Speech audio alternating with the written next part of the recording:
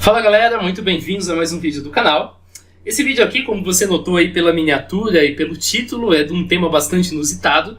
Eu escolhi esse tema mais como um desafio, ninguém me pediu, mas eu gosto de sapo e eu queria fazer um desmistificando de alguma coisa que envolvesse sapo. Então eu deduzi que o sapo de Coleman seria um bom tema para a gente abordar. Adicionalmente, esse tema também vai ser um tipo de desmistificando em que a gente resolve, ou melhor, chega numa conclusão mais provável com informações limitadas. Vocês vão ver que tem muita informação que não chegou até nós. E ao mesmo tempo em que a gente chega numa conclusão provável, então isso aqui não vai apresentar uma conclusão definitiva, vai sim apresentar uma conclusão provável, a gente também já vai deixar o caminho pronto para alguém que queira pegar esse tema e levar ele adiante e tentar obter uma resposta mais definitiva do que a resposta que a gente vai chegar aqui. Inclusive, eu vou atualizar vocês aí na descrição, caso novas coisas sejam descobertas. Então vamos lá, o que é o Sapo de Coleman? O Sapo de Coleman é uma peça que está hoje em exibição no Museu de Fredericktown. Fredericktown é uma cidade no Canadá, como vocês vão ver daqui a pouco.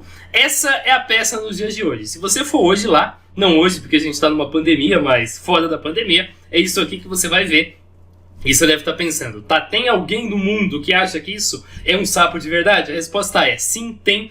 Mas a coisa é um pouco mais complexa do que simplesmente essa peça com uma aparência completamente artificial que vocês estão vendo aí na tela. Então, vou primeiro aqui contar para vocês do que essa história se trata. Eu acho que vocês nem ouviram falar, eu duvido que tenha alguma coisa muito complexa em português, então com certeza isso aqui vai ser a pesquisa mais complexa em português e provavelmente a pesquisa mais complexa na internet a esse respeito. Então, a nossa história se passa em meados da virada do século, não da virada desse século, da virada do século passado, de 1800 para 1900, mais especificamente na última década. Esse sapo supostamente vivia entre 1890 e 1900 no lago Killarney. Esse lago fica em Fredericktown, como eu já falei para vocês. Fredericktown, como está aqui no mapa, é uma cidade no Canadá, na província de Nova Brunswick, você pode perceber aqui, e dando zoom, você vai encontrar o lago em que esse sapo vivia. O lago aqui segue por essa estrada e ele é bem próximo da cidade. Tá aqui. Esse aqui é o lago Killarney, onde esse sapo supostamente vivia, mais ou menos em meados aí de 1890. Na época em que esse sapo foi descoberto, ele era do tamanho de um sapo comum. Mas um certo cara chamado Fred Coleman teria alimentado esse sapo, dando a ele comida de humanos. Na verdade, parte comida de humanos, parte uma mistura, uma espécie de ração, que vocês vão ver mais a esse respeito daqui a pouco. E ele teria atingido aí 20 quilos, ou 42 libras, se você usa o sistema imperial, ou ainda também de comprimento, 1,62 metro, ou 6,53 pés, se você também usa o sistema imperial por alguma razão. O Fred Coleman, que é o cara que alimentou esse sapo, se tornou próximo do sapo, condicionou o sapo a vir na alimentação, na hora da alimentação. Ele supostamente entretinha os convidados, as pessoas viam esse sapo vivo, iam assistir ele alimentar. Mais uma vez esse sapo foi morto num acidente com dinamite. Então os restos desse sapo foram enviados para um taxidermista que preservou a peça numa taxidermia, e essa peça então foi exibida no hotel em um painel de vidro. Ela está ali até mais ou menos 1949, quando ela foi retirada do hotel, passou para a viúva do filho do Coleman, que por sua vez doou a peça para o museu já em 59, com essa aparência estranha aqui, e supostamente a peça teria sido danificada nesse período, em algum momento, segundo a versão do museu, por patrões bêbados do hotel, que após a morte de Coleman estavam usando o sapo como cinzeiro, então apagava cigarro no sapo, jogava cigarro ali do lado, coisas assim, e aí a peça foi restaurada de um jeito bem porco antes de chegar no museu, e por isso ela tem aparência desse jeito. Então a nossa investigação é focada em algumas coisas. Primeiro, será que a peça que era exibida no hotel no passado e agora está no museu é de fato uma taxidermia autêntica? Será que isso foi feito realmente a partir de um sapo? E independente dessa peça ser autêntica ou não, será que o Fred Coleman realmente tinha um sapo que cresceu e ficou bem grande? Independente da proporção, não precisa necessariamente ficar nas mesmas proporções que a história, mas será que ele em algum momento tinha um sapo que cresceu bastante para chamar a atenção? A gente não vai conseguir chegar numa resposta certa para nenhuma dessas perguntas, mas a gente vai conseguir traçar uma resposta provável e a gente vai apontar qual que é o caminho para se chegar numa resposta certa, para tentar se chegar numa resposta certa, que a gente fez de tudo para conseguir a resposta, mas não conseguiu. A gente não teve acesso, eu não tive acesso, porque eu fiz sozinho, ao material que eu precisava para prosseguir aqui. Então, antes da gente falar do sapo, vamos falar um pouquinho do dono do sapo, que isso vai ser importante para a gente contextualizar. O cara que a gente procura chama-se Frederick B, e não dá para saber o que o B significa, Coleman. Você pode encontrar a respeito dele nessa página aqui, que é também de um museu da região. Esse cara nasceu em março de 847 e morreu em 22 de julho de 1901. Ele se mudou ali para Fredericktown em 1872. Ele era agente de uma companhia madeireira chamada Guy Bevan e Companhia. Em 1888, ele sucedeu um cara chamado Robert Orr, que tinha falecido, como proprietário do hotel Barker House. Ele também tinha uma residência de verão ali na região que ficava justamente no lago Killearn, e lá ele teria encontrado o sapo de Coleman. Nem todas as fotos estão na internet, mas você pode achar algumas coleções históricas, como essas aqui, que para você acessar só mandando e-mail, que eu acho difícil de responder, porque vocês vão ver mais adiante a respeito disso, ou indo lá. Mas tá aqui, em algumas fotos você verifica que existem fotografias do hall do hotel, como a gente vai mostrar daqui a pouco. Existem fotografias que mostram o sapo exposto ali no hotel, depois que o sapo teria sido taxidermizado. Então aqui a gente tem a fachada do hotel Barker House, esse é o nome do hotel que ele tinha. E em outras fotos que vocês vão ver mais adiante, essa aqui a gente vai ampliar ela depois, você vai ver o sapo sendo exibido ali no saguão principal do hotel. Vocês vão ver que o sapo, inclusive, tinha uma relevância bastante notável na época. Então, primeira coisa, né? Vamos ver as notícias a respeito do sapo na época e vamos já reconhecer uma das primeiras limitações da nossa pesquisa, que você vai entender daqui a pouquinho. Deixa eu só fechar as guias para elas não fazerem aí uma certa poluição, né, na nossa pesquisa. Então, fui lá no Newspapers, fiz aquela pesquisa clássica voltando por data, e o registro mais antigo que eu achei é de 23 de julho de 1899, mas tem um porém. Isso aqui é um jornal de Chicago e acontece que, conforme é citado aqui no comecinho da matéria, essa matéria na verdade não é do dia 23, mas sim do dia 18. Então aí tem uma defasagem entre o dia 23 e o dia 18, a gente considera como sendo a matéria do dia 18 de julho. Essa matéria aqui é uma das mais completas, ela contém praticamente a mesma história que a gente conhece hoje. Então ela diz que o Coleman, que era um diplomata, sabia que tinha um sapo estranhamente grande na propriedade dele, mas ele nunca tinha dado muita atenção para isso até julho de 1890, quando alguns convidados, dentre eles o governador George Russell e o ator Joseph Jefferson, ouviram um barulho no lago. Eles foram lá e acharam um sapão de 5 quilos que o Coleman alimentava 2 vezes na semana. Se você por algum motivo prefere sistema imperial, tá aqui entre parênteses, mas a gente é normal, tá? A gente vai usar quilograma, metro e assim por diante. Então, quando anoiteceu, o sapo foi para a terra e o Coleman alimentou esse sapo com pão francês, torta de abóbora e bolo de milho. Os convidados ficaram bem impressionados. O Jefferson, então, o ator Joseph Jefferson, sugeriu que o sapo pudesse ser alimentado com uma mistura de sangue e farinha de milho. As versões mais novas da história, a gente vai ver inclusive que tem uma pessoa dizendo isso que não deveria dizer, dizem que o sapo foi alimentado com uísque, tá? Mas isso não tá na versão antiga, na versão original que a gente tem aqui, de quando o sapo supostamente até estava vivo, conforme vocês vão perceber daqui a pouco. Então esse procedimento passou a ser feito 2 vezes por semana, de quarta e sábado, e supostamente, segundo a matéria, muitas pessoas viam isso acontecer, exceto no inverno, quando esse lago congelava e o sapo hibernava. O sapo era alimentado com uma pá, tá? Colocava uma pá, o sapo abria a boca e botava para dentro, e o Coleman condicionou o sapo a atender a chamados. No caso, era o disparo de uma arma. Só que isso estava dando certo, mas chegou a temporada de caça, e o pessoal disparou bastante arma, e o sapo saía para comer, e não tinha comida. E o sapo ficou meio aborrecido com isso e ficou no fundo do lago por 5 semanas. Mas então ele voltou para a terra firme, ele estava muito mais magro e quase morrendo. O Coleman então mudou o condicionamento para disparar arma de fogo e tocar um berrante ao mesmo tempo. Com isso, o sapo foi novamente condicionado e chegou a pesar 20 kg, 19,05 ou 42 libras. Eu tô com um microfone novo, não lembro se eu falei no começo do vídeo, eu acho que não. Por isso que inclusive aqui tá fechado, é um microfone de mesa.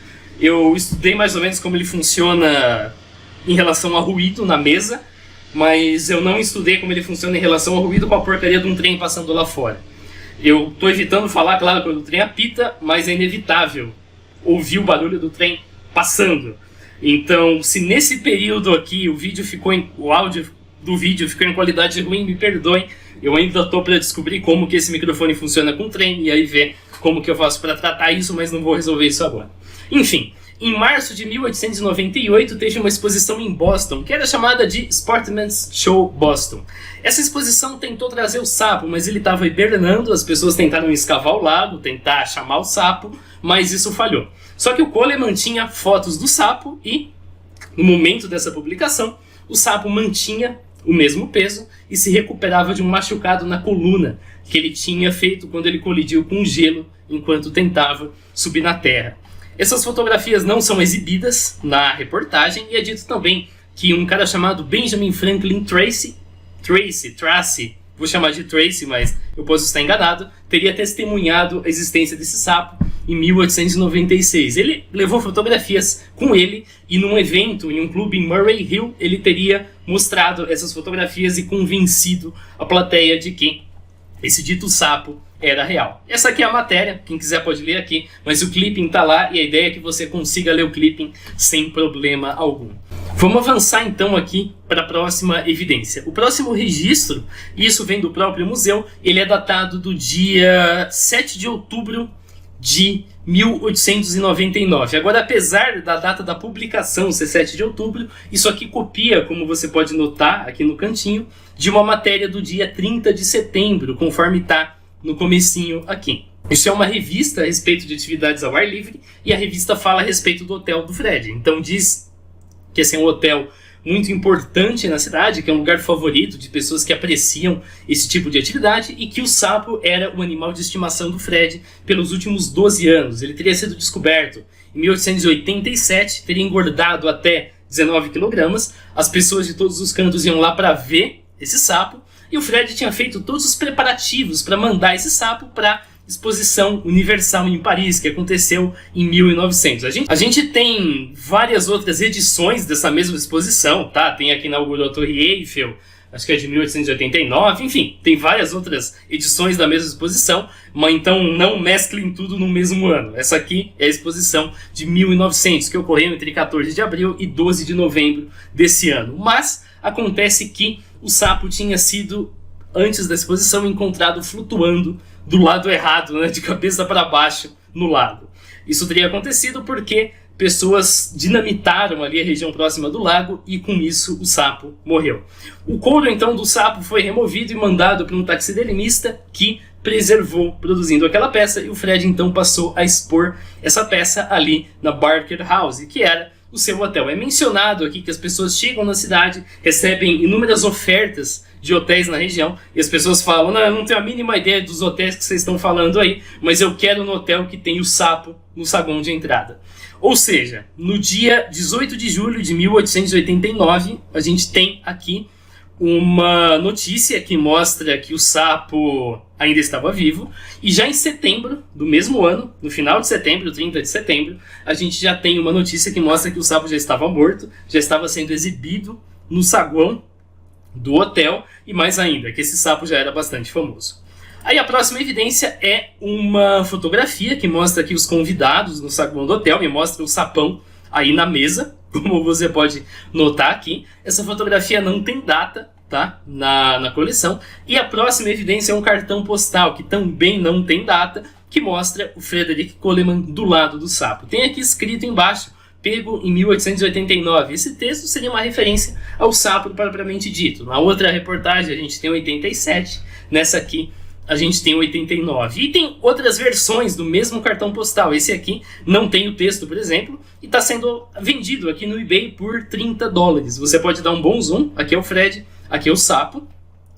E nessa foto aqui já dá para perceber que é outra versão. Esse cartão aqui está inclusive sendo exposto ali no museu. Se você ver as imagens atuais, depois vocês vão ver, o cartão postal tá ali embaixo. Algumas coisas, tá? Primeiro, nessa fotografia aqui, o sapo tá na mesma pose que ele tá no saguão. Então não dá para você dizer se esse sapo é o sapo propriamente dito ou se é a taxidermia. Dá para ver que ele tem alguns detalhes nas costas e um olho diferente do que ele está aparecendo hoje. Mas a pose é exatamente a mesma, então não dá para dizer, como eu já disse, se é o sapo de verdade ou se é simplesmente o Frederick Coleman posando de frente para o sapo já taxidermizado.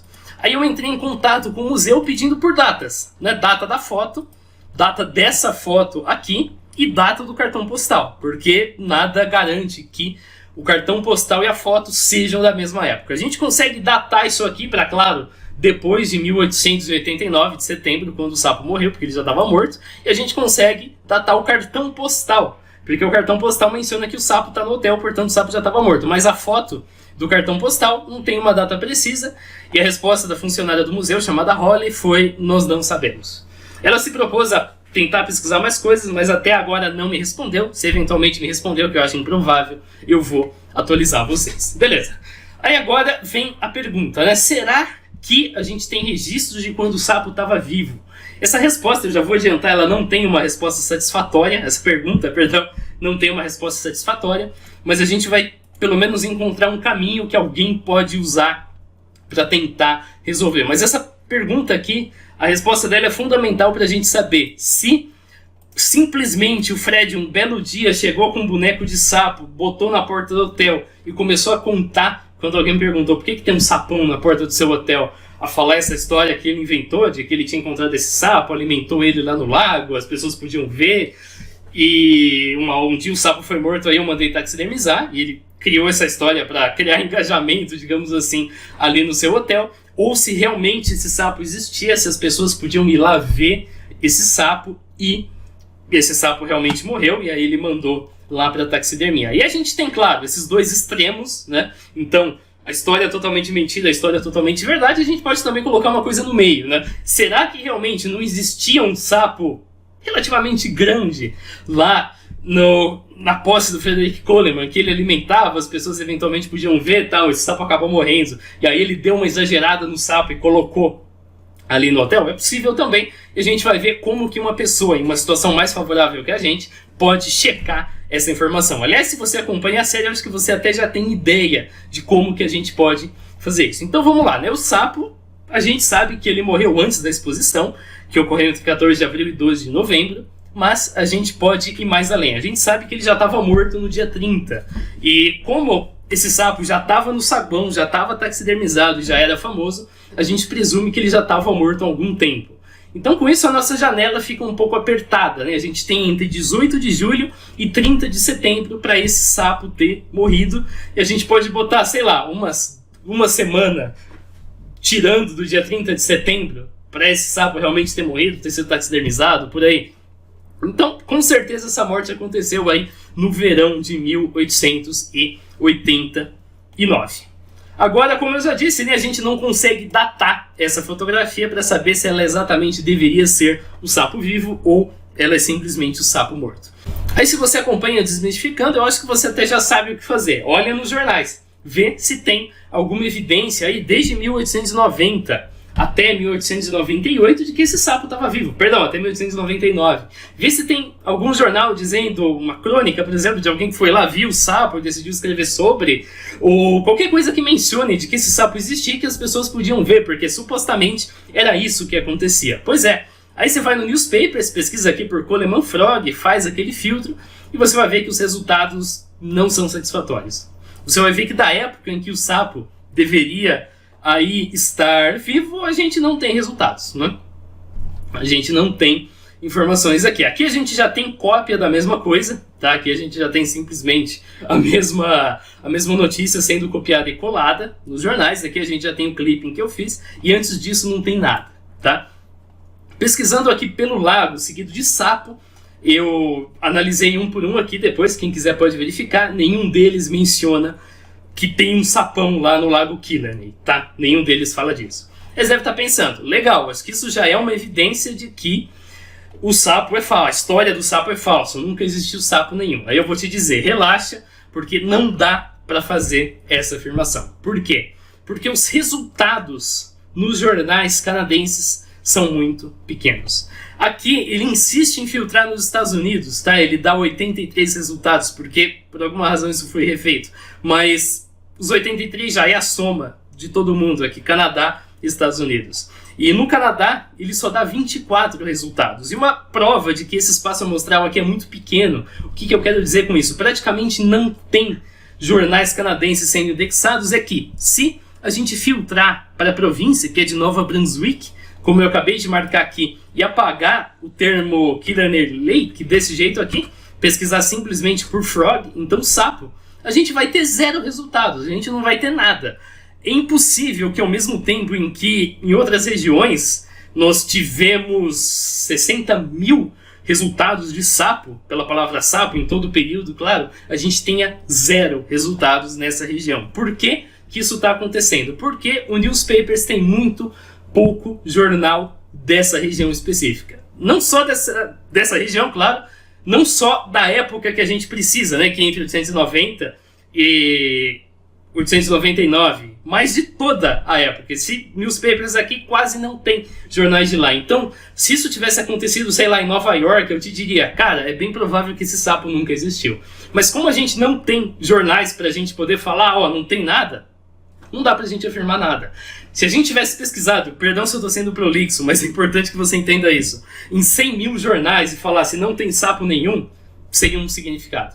Agora, quando a gente pesquisa, sei lá, em 30 jornais e diz não tem sapo nenhum, isso não tem muita utilidade, não permite a gente chegar em muito lugar. Aí vamos lá, então quais jornais que poderiam ter? Tem alguns jornais que estão públicos, que você pode encontrar nesse link aqui. Você tem que filtrar pela época que você quer. Isso é um pouco complicado, porque isso não está exatamente bem organizado, tá? A gente tem aqui várias províncias, o que a gente interessa é por Frederictown, mas mesmo assim, essa database aqui ela é muito fraquinha. Ela praticamente não tem jornal, como você pode pesquisar aqui. Então, por exemplo, vou avançar aqui. Tem muitos anos que simplesmente não tem. Aí, em 1898, de 309 edições, o jornal provavelmente era quase diário, ele só tem 5 indexados. Então não dá pra gente dizer que como não tem sapo aqui, não tem sapo em nenhum lugar, tá? É um espaço a mostrar muito pequeno. É isso que eu tô querendo dizer. Aí então eu comecei a pesquisar as coisas que são ditas ali na matéria de quando o sapo estava vivo, tá? Tem 4 nomes. Desses 4 nomes, o governador George Russell não tem nada muito além a respeito dele, um sapo, não achei absolutamente nada. Os outros 2 são ilustres desconhecidos quando você tenta procurar mais informações a respeito deles. Não tem nem sobre eles e muito menos sobre eles e sapo. Mas o Benjamin Tracy, ou Tracy, dependendo da pronúncia, tem algumas informações a mais. Não tem nada sobre sapo, já adianto, mas é dito, eu vou até voltar na matéria, porque isso é bem importante, que ele teria contado a história a respeito do sapo em uma espécie de reunião que foi feita no Murray Hill Club. Então, tá aqui. Aqui é o trecho que fala a respeito da prova do General Tracy e é mencionado que isso aconteceu, deixa eu apenas encontrar a data em que isso deveria ter acontecido, porque tá aqui, no dia 18 de outubro do ano seguinte. Ah, o que diabos é ano seguinte? Aí você pode subir aqui para você ver que o Tracy, o ex-secretário da Marinha, foi ver o sapo ali em 1896, no verão de 1896. Então o ano seguinte é 1897. Então, 18 de outubro de 1897, o Tracy teria mencionado o sapo num clube chamado Murray Hill. Aí então eu fui atrás de descobrir, será que isso faz sentido? Porque se a gente tem essa informação e a gente descobre que o Tracy estava, sei lá, na Venezuela, o que não é uma coisa tão absurda, como você vai perceber daqui a pouco, então a história provavelmente é falsa mesmo, porque o Tracy nunca poderia ter feito o que a história diz que ele fez. Mas a gente descobre exatamente o contrário. Então, quem é o Tracy? Você pode ler mais sobre ele aqui, nessa página, que é especializada na história de pessoas relevantes, no caso de Nova York, tá? Murray Hill fica em Nova York. Esse cara foi secretário da Marinha, ele foi membro de um colégio eleitoral, ele ajudou a Venezuela numa crise diplomática e ele foi candidato a prefeito da Grande Nova York em 1897. Perdeu, mas foi candidato. Então, supostamente, o Tracy teria feito essa menção, né, como eu já informei para vocês. Eu tentei fazer a busca aqui por Frog, não encontrei nada envolvendo Coleman. E Frog, como está marcado aqui, na verdade, é quando aparece o nome do cara e Frog na mesma página, mas em matérias totalmente diferentes. Então, não tem relação nenhuma. Quem quiser cheque, eu aconselho você a fazer, mas não tem nada. Tá? Já vou adiantar para vocês. Aí eu fui ver o panorama pessoal. Então, Murray Hill é de fato um bairro de Nova York. Você pode perceber nessa página aqui. E nesse lugar temos um clube chamado Union League Club. Aqui você tem a página a respeito deste clube. Aqui é a hora que normalmente a galera fica tipo, mas você tá pegando informação da Wikipedia, tal, não faz isso. Acho que é até interessante eu falar, porque eu falei no vídeo passado, nos comentários, mas acho que nem todo mundo viu. E acho que não foi exatamente no vídeo passado, foi alguns vídeos atrás. A questão é, na verdade eu não estou pegando a página da Wikipedia. Tem uma coisa chamada fonte aqui embaixo, e você pode simplesmente ler as fontes e conferir se tudo que eu estou apresentando aqui está certo. Mais especificamente, se o que eu estou usando está certo. Não tem nada de errado em você pegar da Wikipedia, como pegar de qualquer outro lugar, desde que você verifique as fontes e verifique se está certo. Tá, esses números que estão aqui têm uma função, que é justamente você vir aqui no finalzinho da página, vai lá, acessa e lê e confere. Se tá certo, cara, não importa. Se tá escrito na Wikipedia, se tá escrito no muro, se tá escrito numa tábua, se alguém escreveu com sangue de inocentes, cara, se tá certo, tá certo.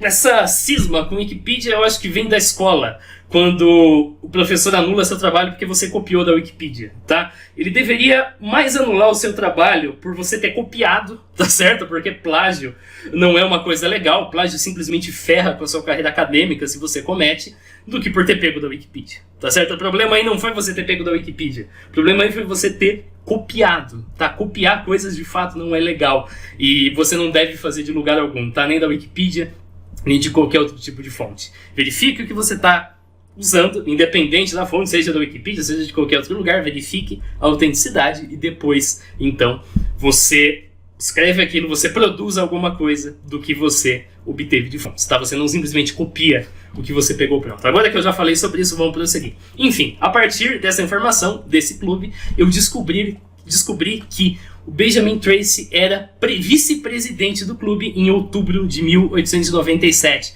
Tem uma matéria no Times aqui que menciona essa informação. E aí eu fui tentar descobrir qual foi a agenda do Tracy nessa época. Eu descobri que justamente no dia 18 de outubro, o Tracy, no período da tarde, fez um evento numa pista de patinação no Brooklyn. E, à noite, ele foi, de fato, no Murray Hill Club. A matéria menciona aqui, no Union League Club, que fica em Murray Hill.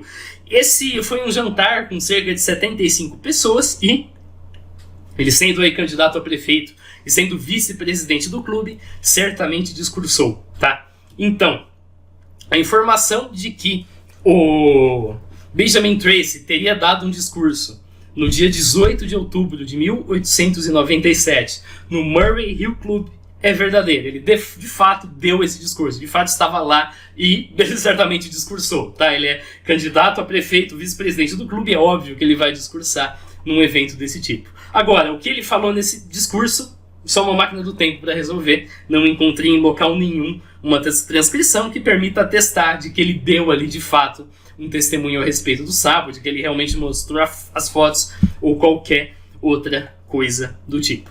Eu contatei a Holly mais uma vez solicitando informações a respeito disso, porque o Tracy supostamente tirou fotografias, inclusive do sapo, mas ela não me respondeu, ela não me disse nada a esse respeito. Aparentemente eles de fato não têm essas fotografias porque o museu exibiria se esse fosse o caso.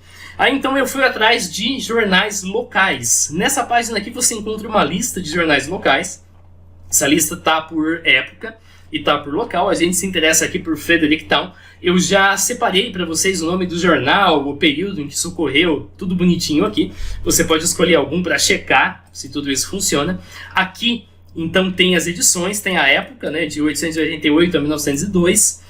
Aqui a gente tem as edições que estão faltando do microfilme, e aqui a gente tem onde os originais estão, que provavelmente não vão deixar você consultar, porque você, qualquer pessoa, pegando ali uma peça histórica, e aqui é onde estão as cópias, que é uma coisa que você copia uma vez e copia quantas você quiser.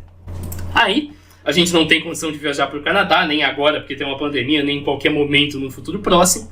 Aí eu mandei um e-mail para a Universidade de Nova Brunswick perguntando se eles tinham acesso ao acervo, se eles eram capazes de encontrar menções do sapo de Coleman. O que aí, essa pergunta é uma pergunta um tanto capciosa, porque depende de como que o acervo está organizado, tá? Talvez eles tenham simplesmente tirado as cópias e guardado no computador, talvez, num acervo físico, e não tenham indexado, no caso de um computador. Então não dá para dar Ctrl F e pesquisar Coleman Frog, né? Fiz uma besteira muito grande, porque eu acabei de perder o lugar que a gente estava. E eles teriam que olhar um por um e tentar encontrar, o que é um trabalho para eu ir lá e fazer. Não é um trabalho que alguém vai fazer porque eu pedi por e-mail, tá? Mas se eles têm indexado é mais fácil, é só digitar, porque eles já passaram isso por um OCR que converteu as letrinhas ali em texto buscável, mas não tive resposta nenhuma, tá? Ninguém me respondeu. Então a resposta para a gente tem evidências de que o sapo estava vivo é indeterminada. A gente não sabe se a gente tem evidências. Eu não encontrei evidências, mas eu procurei num espaço amostral muito pequeno. Se eu tivesse procurado em milhões de jornais e falasse não tem, então é bem provável que o sapo nunca esteve vivo. Mas eu procurei em poucos jornais. Eu não tenho como te dizer de uma forma contundente. Tá, não dá pra gente poder afirmar, mas como que eu posso tentar afirmar? Ou você inventa uma máquina do tempo, que não vai rolar, ou você tenta conseguir acesso a esses jornais aqui. Tendo acesso a esses jornais, é uma questão de procurar se tem alguma menção. Porque se a gente tem um acervo dos principais jornais da época e nada menciona o sapo, então é bem provável que o sapo nunca existiu vivo. Legal. Agora, a gente já falou sobre a época do sapo, deixa eu mais uma vez me livrar aqui desse spam de guia. Beleza, deu certinho, não fechei nada que não podia. E vamos falar aqui agora do que aconteceu com o sapo. Você vê aqui que na foto mais antiga esse sapo parece uma taxidermia bem mais realista. Ele ainda é um sapo deformado, tá? Mas ele tem aparência mais real e basta você ver a foto de hoje e ver que isso aqui dispensa comentários, né? Parece um papel machê. Aí a galera do museu vai dizer para você que as pessoas usaram cigarro e apagaram no sapo. E com isso o sapo ficou bem danificado e fizeram uma restauração pior ainda e o resultado foi essa desgraça. Vamos ver se isso faz sentido. Vamos então rastrear o que aconteceu não mais com o sapo vivo, mas com a taxidermia. Então Coleman, como vocês já sabem, morreu em 1901. A gente não encontra nada nos jornais até 1931. Em 1931 a gente tem uma pequena página assim, de curiosidades que mostra o sapo com uma aparência mais realista, tímpanos bem grandes, olhos aqui. Mostra aqui o Coleman, né? Ele está usando exatamente a mesma roupa que ele estava no cartão postal, esse pedaço da roupa aqui, mas depois, se você quiser, eu vou voltar aqui já para você ver, mesma roupa ele estava usando no cartão postal, e ali diz brevemente, como sendo assim uma curiosidade mesmo, uma coisa bizarra, que esse sapo ficou bem grande, o peso que vocês já sabem, a altura que vocês já sabem, e é só isso.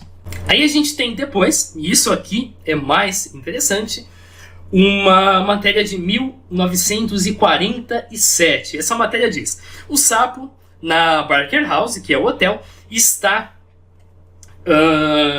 encarando cegamente do seu container de vidro no saguão desde antes da virada do século. Ele pesa 32 libras e parece bem para mais outros 50 anos. Aí depois aqui ele já conta uma história diferente, né? Já diz que o Chauncey Coleman, que é o filho do Fred Coleman, teria alimentado o sapo com sobras da cozinha do hotel, e que quando o sapo conseguiu as 42 libras, ele taxidermizou e montou o sapo no lobby. Aí diz aqui, talvez seja real, talvez seja uma fabricação. E aí aqui ele faz um paralelo, usa uma espécie de analogia. Compara o sapo com o resultado da eleição. Talvez o general Ernie vai vencer, mas do mesmo jeito que a gente só vai saber se o sapo é verdadeiro ou não, se a gente abrir o container de vidro, a gente só vai saber se o cara ganhou a eleição, se a gente analisar, se a gente abrir as caixas que contêm os votos, né, os ballots, como sendo descrito aqui. Então isso aqui é bem valioso pra gente, porque essa é uma matéria de 1947, é uma matéria de quase 50 anos depois que diz que não, ninguém apagou cigarro no sapo. O sapo está inteiro, o sapo está intacto, ele está dentro do container de vidro e está muito bom. Ele está preservado exemplarmente. Ele está conservado. Ele está beleza, ele está lá, está quietinho, ninguém mexeu com ele desde que ele foi colocado ali, desde antes do Coleman falecer. O Coleman faleceu em 1901 e até 1947 o sapo está ali, super de boa, está intacto, ninguém apagou cigarro nele, conforme o museu afirma. Aí a gente tem uma outra matéria aqui de 48, que é inútil pra gente, mas simplesmente diz que um sapo com 5 pernas vivo estava sendo exibido ali na Barker House. Uma criança pegou esse sapo e deve ter chegado lá e peguei um sapo de 5 pernas. Falou, bota lá no hotel. Talvez o cara tenha pago para colocar o sapo e o sapo foi exibido lá, porque o hotel tinha uma tradição de sapo. Aí beleza, depois então a gente tem uma matéria de 1956. Essa matéria revela que o sapo pertencia ao filho do Fred. Eu já falei para vocês que é o Chauncey Coleman, que na matéria de 1947 tem uma versão errada da história, tá? O Chauncey herdou o sapo inteiro, tá? O Chauncey não alimentava o sapo com sobra da cozinha e nem taxidermizou ele. O Chauncey simplesmente herdou o sapo depois que o pai dele faleceu em 1901, tá? Então essa parte aqui está errada dessa matéria aqui, mas enfim. Esse jornal de 1956 revela então, como eu já tinha dito, que o sapo pertencia ao filho de Fred, o Chauncey Coleman, que tinha falecido nesse mesmo ano, em 1956. Essa matéria também diz que em 49 o Chauncey se afastou do hotel, ele se aposentou do ramo. E ele levou o sapo consigo. Ele já tinha idade, como a data de falecimento aí vai indicar para você, e ele levou esse sapo com ele como sendo uma peça importante para a vida dele. E os artigos então especulam que esse sapo pudesse voltar para a exibição. Aí em 59, a viúva do Chauncey morreu em 56, deixou a mulher viva, decidiu doar esse sapo ao museu de uma sociedade pró-memória da região, que é o mesmo museu que mudou de nome, mas que ainda possui o sapo até hoje. As matérias da atualidade dizem que o sapo tinha sido mantido num sótão depois que o Chauncey morreu. E uma reportagem de 59 já mostra o sapo com essa aparência de papel machê que a gente conhece hoje em dia. Só você comparar essa versão do sapo aqui com essa versão do sapo aqui. É exatamente aí a mesma aparência. O que a gente pode tirar daqui? Que a versão da história que o museu apresenta é meio suspeita, tá? Ao menos até 47 o sapo foi mantido intacto dentro do container. Um exemplo de conservação. Ninguém apagou cigarro nele. A gente supõe que entre 47 e 49 o sapo foi mantido do mesmo jeito. O cara não pirou para deixar as pessoas apagarem cigarro no sapo, que ele conservou de forma exemplar desde a virada do século, né, desde 1901 até 1947. Então, o filho do Fred se aposentou, levou o sapo para casa, ele morava com a mulher, evidentemente, ele morreu em 56, o sapo continuou na casa dele até ser doado. O Chauncey, a gente, como já apontou, não tem razões para deduzir que ele teria danificado esse sapo lá no hotel. E também a gente presume que o Chauncey e a viúva preservaram esse sapo em condições aceitáveis, tá? Não foi numa situação tão exemplar assim, mas você presume que é uma peça importante para a família, uma peça importante para a região e que o sapo tenha sido mantido e chegado ao momento em que ele foi pintado desse jeito horroroso aqui com uma certa integridade, tá? A gente não tem nenhuma razão para apontar que essa história que o museu conta é verdade. O Chauncey preservou esse sapo e ninguém negligenciou o sapo a ponto de deixar pessoas apagarem cigarros nele, usar ele de cinzeiro. Isso aconteceria se o hotel passasse por alguém que não tem nada a ver com o Fred e que aquele sapo é simplesmente uma peça ali que não tem função nenhuma. Mas não, o Chauncey é filho do Fred, ele preservou bem esse sapo, ele não ia fazer um negócio desse com o sapo, nem a viúva. Ou seja, não dá pra gente dizer que essa aparência tão feia do sapo é porque pessoas danificaram o sapo e porque, em função disso, ele foi mal restaurado, então ele tá zoado assim, simplesmente porque ele foi danificado. Não, muita coisa daqui provavelmente sim foi conservada. Vamos avançar então aqui. Você deve estar pensando, né? Isso é fácil de resolver, é só você analisar o sapo, é só você pegar e analisar, ver exatamente o que aconteceu com ele, fazer um teste de DNA, dissecar, não exatamente dissecar, mas estudar a peça. Pois é, vamos ver se isso já aconteceu. Em 1988, o sapo foi enviado para um instituto de conservação lá do Canadá. Esse instituto produziu um relatório a respeito da peça. Esse relatório está indisponível na internet. O museu, a respeito do relatório, diz que ele apontou que os métodos de taxidermia eram condizentes e que o teste de autenticidade foi inconclusivo. Ou seja, alguém no final do século poderia ter usado técnicas de taxidermia empregadas no sapo para fazer uma peça, mas não dá pra gente saber se isso veio de um sapo de verdade ou não. Aí você deve estar pensando, tá, isso pende pro lado do museu, de que o sapo seria verdade. Mas acontece que em 2000, um cara chamado John Nickel, que escreveu para essa revista aqui, foi lá analisar não só o sapo, mas vários mistérios no Canadá, colinas magnéticas, várias outras coisas envolvendo o Canadá, inclusive o sapo. Você pode encontrar a versão aqui do texto, você vai ver que ele aborda várias coisas, outro monstro de lago, Catedral Assombrada e o próprio sapo, tá? Isso aqui é o sapo. E ele foi fazendo uma coisa que eu não consigo, que é conversando com os caras de um jeito doce e gradativamente conseguindo acesso aos arquivos no museu. E lá ele achou o relatório de 1988. Ele chegou lá e encontrou o dito relatório. Nos anos 2000 ele achou o relatório lá de posse do museu. Agora, o que ele leu do relatório não é bem o que o museu falou, tá? De fato, o relatório aponta que os métodos de taxidermia são condizentes, o que isso não é tanta novidade pra gente, porque a gente sabe que a peça existe desde 1899, como as fotos já apontam, como a notícia de jornal já aponta, mas o relatório também mostra que parece ter um tecido por baixo da superfície, uma tela amarelada visível através de algumas rachaduras. Tinha uma camada de tinta verde misturada com outras cores e parecia ter cera abaixo dessas camadas. Os pés do sapo eram transparentes, possivelmente em parte de cera, e a impressão geral sugere que tinha uma falta de pele e usaram tecido como substituto de pele. Ele também achou algumas coisas que não são exatamente evidências científicas, mas mostram qual era a posição de funcionários do museu. Tem, por exemplo, uma carta de 61, no qual uma pessoa que é veterano de guerra, era parlamentar, tinha se referido à peça como uma duplicação artificial usada para publicidade e que deveria ser exposta apenas como fraude e engano colossal. A gente também tem duas fontes secundárias que, por sua vez, citam pessoas, sem mencionar os nomes, que trabalhavam no museu, que teriam dito que esse sapo seria uma fraude que tinha que ser descartada. E que esse mesmo livro diz que membros do museu negaram a possibilidade de examinar o sapo. E a gente tem um artigo de 1982, publicado no Daily Gleaner, que se pergunta se o sapo é verdadeiro ou falso.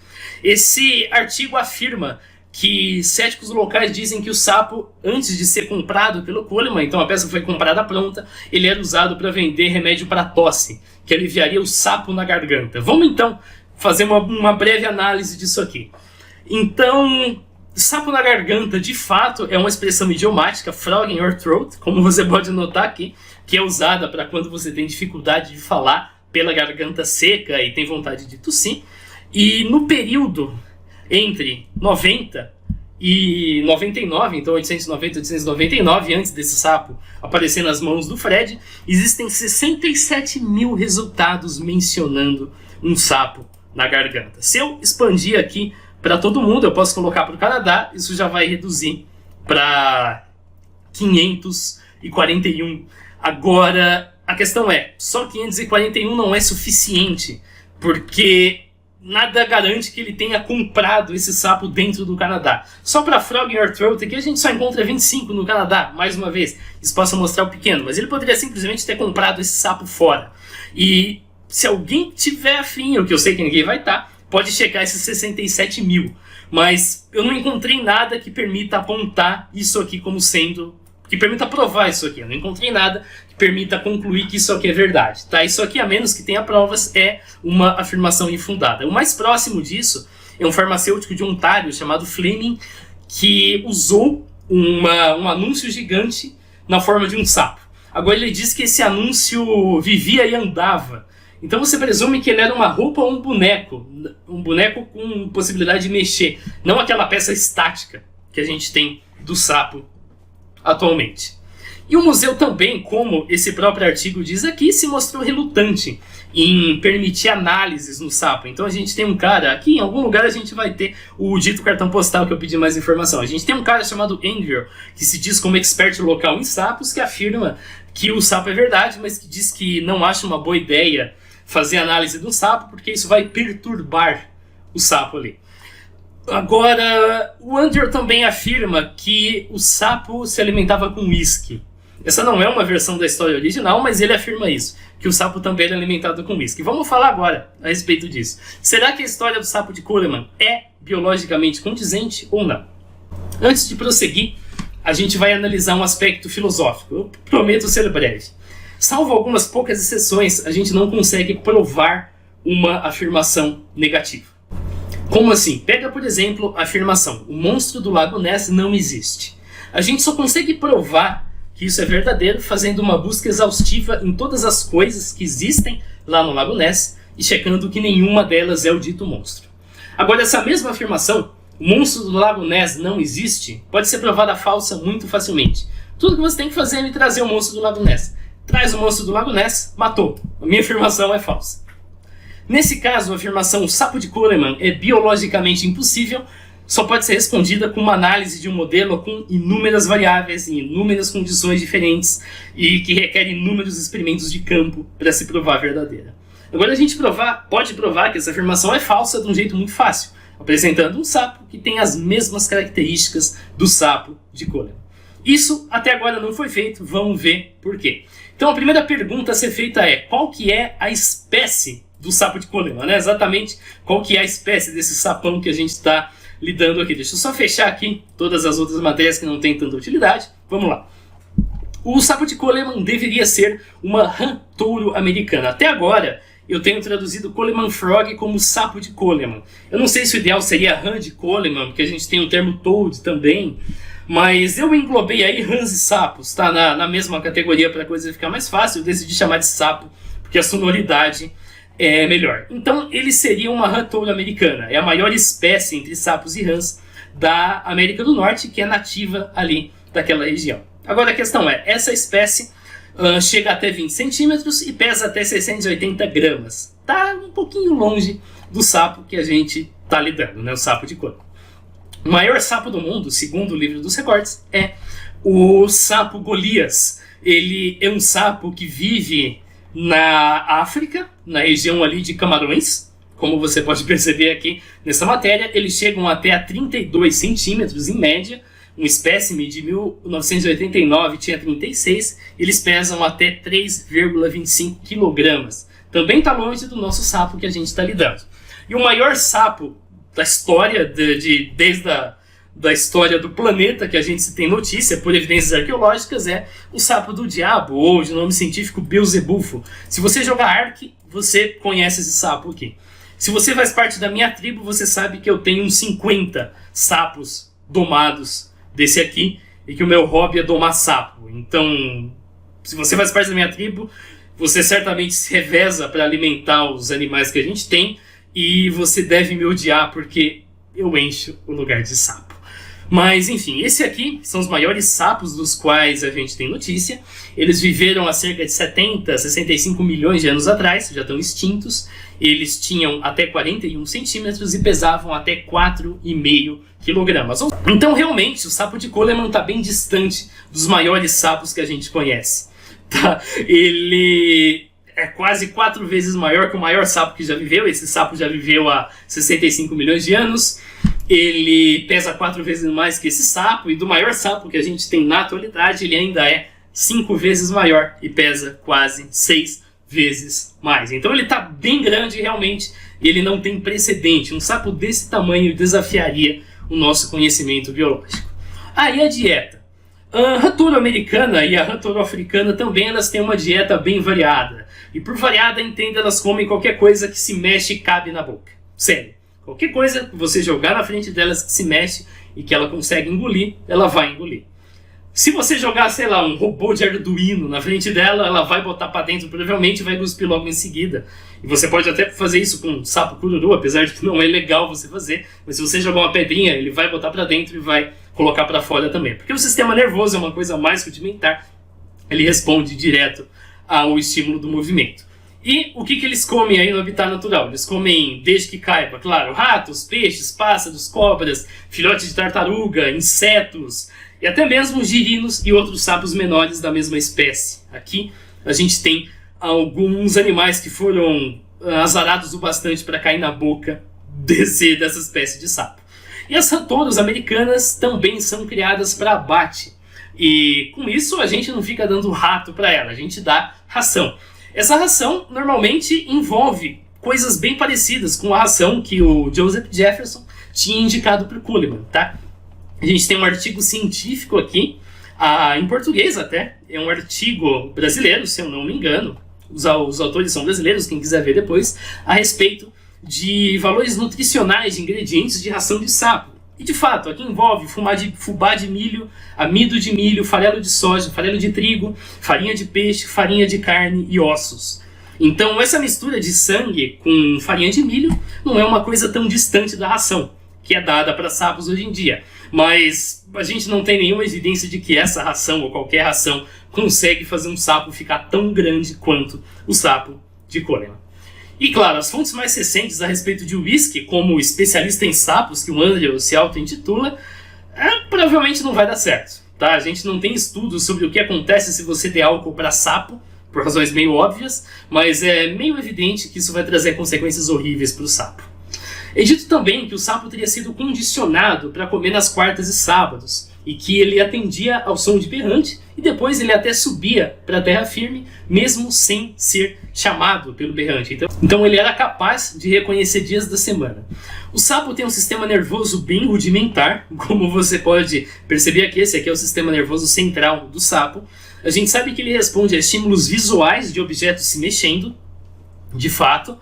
A gente sabe que a gente é capaz também de fazer com que o sapo responda, como ele já responde, mas de condicionar ele também a responder a estímulos auditivos e também estímulos do tato, por exemplo. Então você consegue, tem artigo aqui que mostra, fonte está tudo aí, condicionar o sapo a responder quando você dá um estímulo de um único lado do corpo e fazer ele ignorar o mesmo estímulo do outro lado. Isso tem artigos, mas não existem estudos que mostrem que você realmente consegue condicionar um sapo a esse ponto. A fazer ele reconhecer dias da semana, diferenciar sábado de segunda, ser capaz de contar os dias de entre segunda e sábado. Não tem nada a respeito disso. Se alguém encontrar, me mande. Se alguém encontrar algo que mostra que isso não é possível, também me mande. Mas não tem nada a esse respeito. Então, mais uma vez, a própria filosofia da coisa impede a gente de falar não para essa pergunta aqui, tá? Isso não é nem questão de não ter fonte, é questão da filosofia mesmo ser complicada, de você provar que uma afirmação negativa é verdadeira, mas a resposta é: o nosso conhecimento biológico está bem distante de quase todas as características do sapo de Coleman. O tamanho está muito distante, o condicionamento está um pouco distante, a ração, a mistura aí de sangue e milho provavelmente não vai matar o sapo, é uma mistura parecida, que é alimentada, vai até fazer bem, porque sapos comem coisas parecidas mesmo, quando são criados em cativeiro, mas o whisky certamente vai matar o sapo, então quem está dizendo isso não tem a mínima ideia do que está falando, e não tem nenhum indício de que esse tipo de ração seja capaz de engordar sapo nessa escala, nem nenhum outro tipo de ração. Aí vem a pergunta: o sapo de Coleman não é verdadeiramente um sapo, tá? Então, o que diabos ele é? Você já deve conhecer, já abordei isso algumas vezes, mas existe um tipo de taxidermia que é... a versão em inglês é gaff taxidermia, então seria taxidermia de gafe, seria um termo mais ou menos assim. Estão dando ré na caminhonete na garagem, e então eu também não sei como que isso vai sair no microfone, se aparecer me perdoe. E esse estilo de taxidermia mistura elementos e produz peças que não têm compromisso com a realidade. Você já entrou em contato com algumas. A sereia de Fiji, eu mostrei lá no vídeo sobre o Edward Mordrake. O próprio Edward Mordrake, aquele cara com uma cara aqui e uma outra cara nas costas, tem uma taxidermia que entra aí nessa mesma... Não é bem uma taxidermia, é o crânio, mas entra nessa mesma categoria. A gente tem aqui o Capidoá, que é uma espécie de múmia, mas também cai na mesma categoria. Tem vídeo disso, pesquisa aí. A gente tem as trutas com pelos, que não é nada mais do que um peixe com um couro peludo, feito artificialmente. E a gente tem até aqui páginas que vendem esse tipo de coisa, tá? Por exemplo, isso aqui. Um pato, um peru e uma galinha. Esse bicho nunca existiu. Ele foi feito artificialmente. 2 esquilos, essa cabra siamesa, assim por diante. Tudo aqui são anomalias falsas. A gente tem uma outra galeria. Todos já foram vendidos, tá? Por um preço até bem caro, mas é normalmente aqui bicho de 3 cabeças, tá? Esse patinho de 3 cabeças, esse papagaio aqui com 2 cabeças, esse pintinho com 2 cabeças, tudo isso aqui é falso, tá? Ao passo que você realmente tem animais de 2 cabeças na vida real, esses aqui especificamente são falsos. Então as pessoas podem simplesmente fazer um sapo daquele tipo. Vamos então traçar as conclusões. Em primeiro lugar, tá? O sapo de Coleman, independente de ser verdadeiro ou falso, é uma peça que tem valor histórico, tá? Isso é uma fabricação. Ok, mas isso não significa que ele tem que ser desprezado, dispensado do acervo, não. Assim como a sereia, assim como todas essas coisas, tá? Elas têm valor histórico, pessoas acreditaram naquilo, pessoas foram ver aquilo, a cidade ficou famosa por causa daquilo. Então a peça sim, a peça tem total valor histórico, isso não tem dúvida alguma. Agora, a peça provavelmente é uma fabricação, por quê? Você não pode culpar danos estruturais por ela ter essa aparência bem na cara de ser falso, porque isso aparentemente não aconteceu. Se alguém tiver evidência que prove o contrário, é só mostrar. A gente tem um laudo que já apontou que a peça parece ser constituída de cera. A gente já tem funcionários do museu que admitiram que a peça é uma fabricação. E, o mais importante, o museu se recusa a permitir testes. Então, testes que poderiam resolver isso de vez, o museu se recusa a permitir. Quando a sua evidência científica supostamente não pode ser analisada, então o que a gente faz normalmente é não usar ela em argumentações. E claro, tem um campo da taxidermia voltado para esse tipo de coisa. Agora, será que existia um sapo tão grande quanto o sapo de Coleman?